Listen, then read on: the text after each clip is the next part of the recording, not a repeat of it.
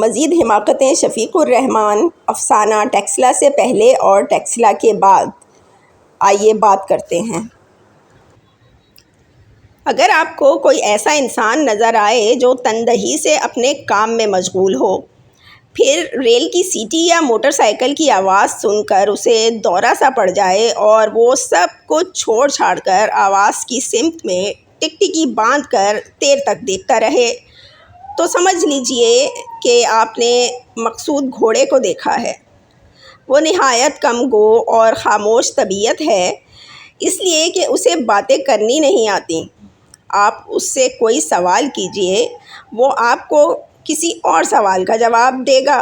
ضدی اتنا ہے کہ ہمیشہ اسی طرح کرے گا جس طرح اس کا جی چاہے۔ اگر اسے منع کیا جائے تو کہیں اور جا کر اسی طرح کرے گا۔ پہلے لوگوں کا خیال تھا کہ وہ رقیق القلب ہے، لیکن بعد میں معلوم ہوا کہ رقیق القلب ہونا تو ایک طرف رہا، اسے اس لفظ کے ہجے تک نہیں آتے۔ البتہ وہ قنوطی ضرور ہے، قنوطی بھی ایسا کہ جب صبح صبح لوگوں کی گھڑیوں میں 8 بجتے ہیں تو اس کی گھڑی میں شام کے 8 ہوتے ہیں۔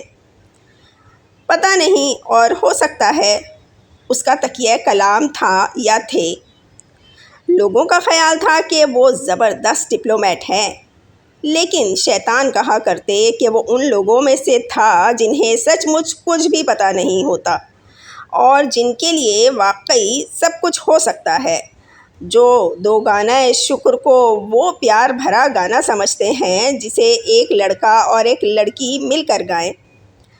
وہ پرسوز گانے گایا کرتا، ہمیشہ درخت یا پودے یا کسی چیز کی آڑ لے کر، تاکہ اگر اس کی طرف کچھ پھینکا جائے تو اسے نہ لگے۔ اس سوز کی وجہ کوئی ٹریجڈی تھی جو اس کی زندگی میں آئی۔ ٹریجڈی کی وجہ ایک لڑکی ہی ہو سکتی ہے۔ چنانچہ اس حادثے کے بعد اس نے کسی لڑکی کی طرف نہیں دیکھا، یا کم از کم زیادہ دیر تک نہیں دیکھا۔ ہمارا زیادہ وقت اس کی پرتکلف کوٹھی میں گزرتا، اس کے ماموں کی کار کو لیے لیے پھرتے۔ اس کی لائبریری کی ساری جاسوسی کتابیں ہمارے لیے تھیں۔ اس کے پیانو پر شیطان ایک عجیب و غریب راگنی بجاتے۔ خالد نے بتایا کہ وہ مصری اساوری تھی۔ انہوں نے صحراؤں میں بارہا ساربانوں کو یہی چیز گاتے سنا تھا، البتہ دور سے یہ پتہ چلانا مشکل تھا کہ کون گا رہا ہے، ساربان یا اونٹ، یا دونوں۔ اس سارے شور و غل کے باوجود مقصود گھوڑا اداس رہتا۔ کبھی وہ اپنے آپ کو ازلی گنوارا سمجھتا، کبھی ابدی گنوارا۔ خالد مشورہ دیتے کہ فوراً شادی کر لو، اس ملک میں کنوارا رہنا بہت مشکل ہے۔ جو یہاں پیدا ہوتا ہے اس کی ہتھیلی پر شادی کی لکیر سب سے پہلے آتی ہے۔ اگر تم سوشل ہوئے تو لوگ شبہ کریں گے کہ لفنگے ہو، اور اگر الگ تھلگ رہے تب بھی لوگ شبہ کریں گے کہ لفنگے ہو۔ مقصود گھوڑا دوسرے ملکوں کی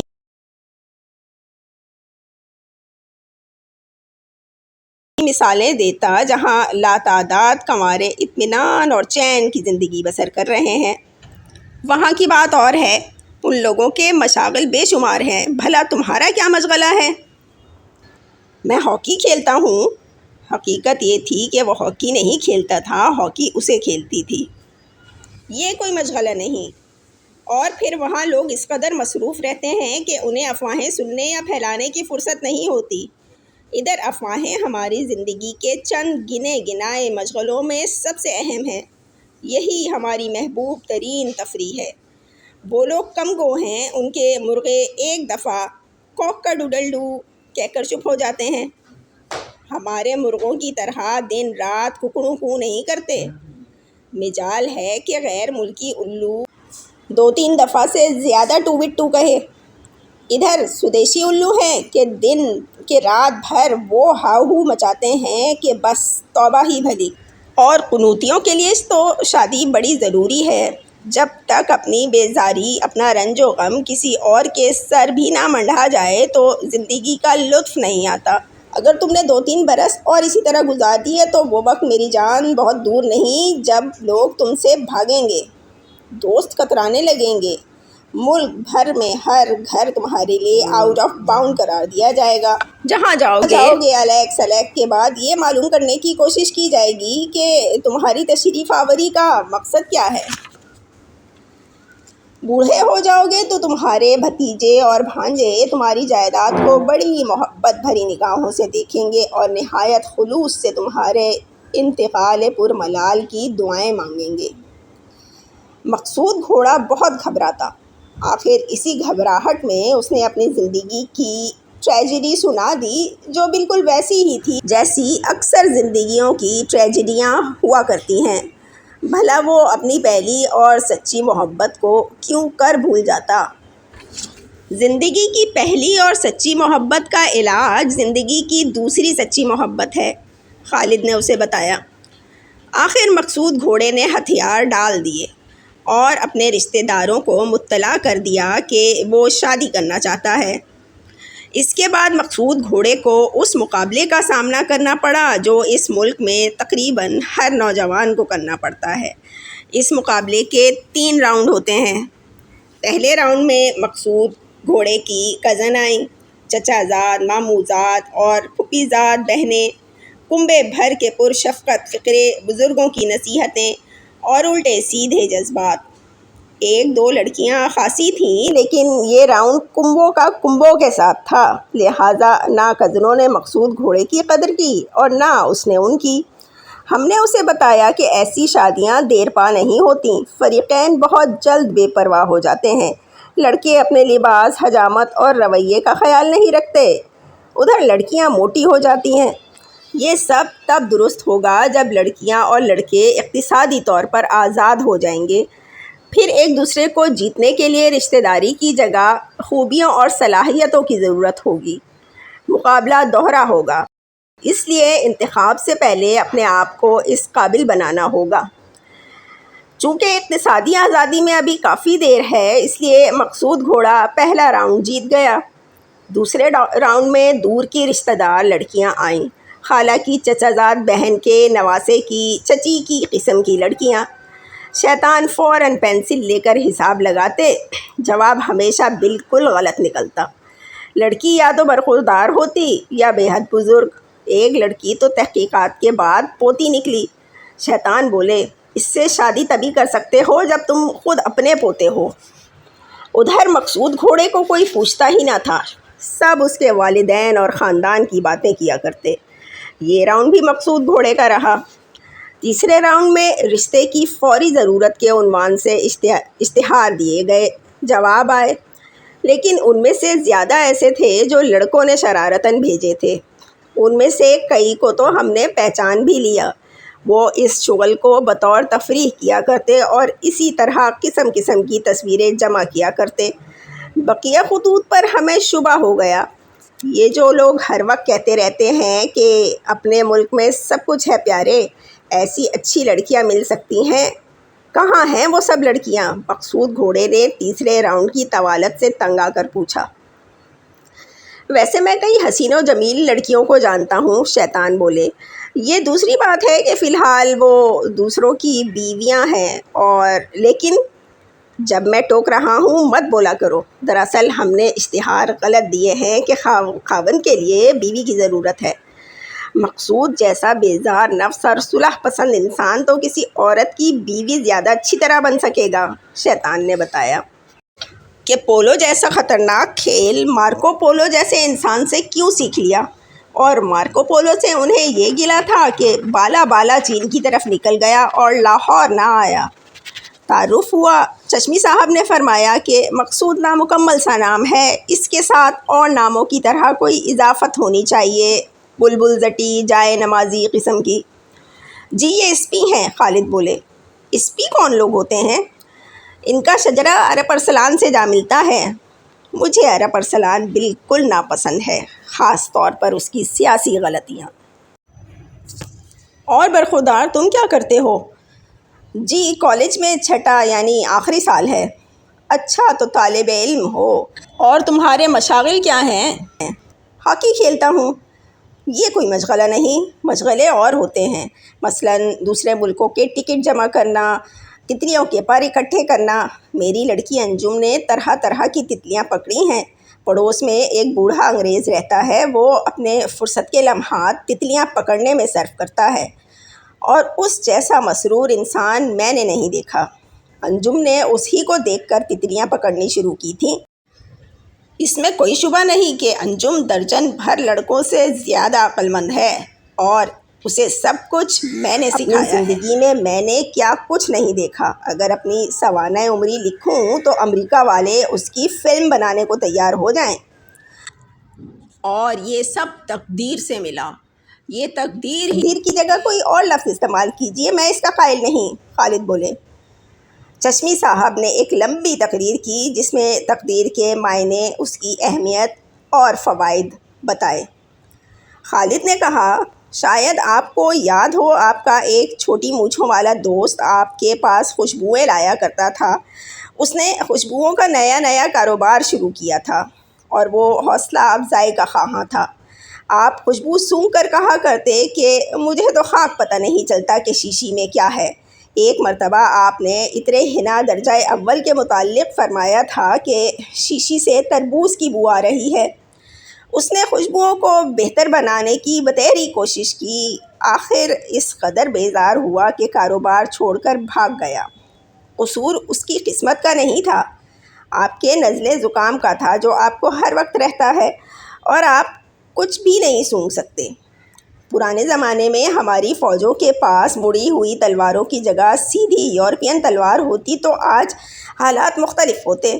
مڑی ہوئی تلوار سے دشمن کو دھما دھم کوٹا جا سکتا ہے، لیکن سیدھی تلوار والی چستی اور پھرتی ہرگز نہیں آتی۔ چشمی صاحب خفا ہونے لگے۔ آپ بہت جلد خفا ہو جاتے ہیں، اس کی وجہ بھی مجھے معلوم ہے۔ شاید آپ نہیں جانتے کہ آپ کا کتا بے حد زود رنج اور چڑچڑا ہے، بات پر بھونکنے لگتا ہے۔ آپ کی بلی خود غرض اور ایذا پسند ہے، رات بھر دھاڑے مار مار کر روتی ہے۔ کتے بلیاں ایک کنبے پر اس قدر اثر انداز ہوتے ہیں، اس کا علم شاید آپ کو نہیں۔ پالتو جانوروں کی خصلت کنبے کے افراد کے تحت شعور پر اثر انداز ہوتی ہے۔ ایک تندرست کتا، ایک خوش طبع بلی گھر کی مسرتوں میں اضافہ کرتے ہیں۔ اس طرح ذرا سی غلطی سے کئی زندگیاں تباہ ہو سکتی ہیں۔ تعجب ہے کہ ہم لوگ اس طرف ذرا بھی توجہ نہیں دیتے۔ ذرا اپنے کتے بلی کو لائیے تو صحیح۔ میں نے مشرق وسطیٰ میں جانوروں کا نجوم اور قیافہ شناسی سیکھی ہے۔ کتا بلی لائے گئے۔ خالد نے دونوں کے پنجے دیکھے، پھر ان کے ناموں کے الفاظ کو کاغذ پر لکھ کر حساب لگایا اور افسوس سے سر ہلایا۔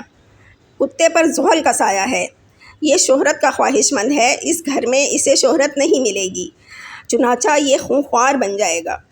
بلی کی قسمت کی لکیر غائب ہے، اس کا ستارہ گردش میں ہے۔ آپ ان دونوں کو کہیں دور بھجوا دیں۔ کل تک ایک تندرست کتا اور ایک حشاش بشاش بلی آپ کے ہاں پہنچ جائے گی، پھر دیکھیے کہ کتنا فرق پڑتا ہے۔ اور یہ بہت سی خالی بوتلیں کیسی ہیں؟ چشمی صاحب نے مشکل سی زبان میں ایک بیماری کا نام لیا جس سے جوڑوں میں درد ہو جاتا ہے۔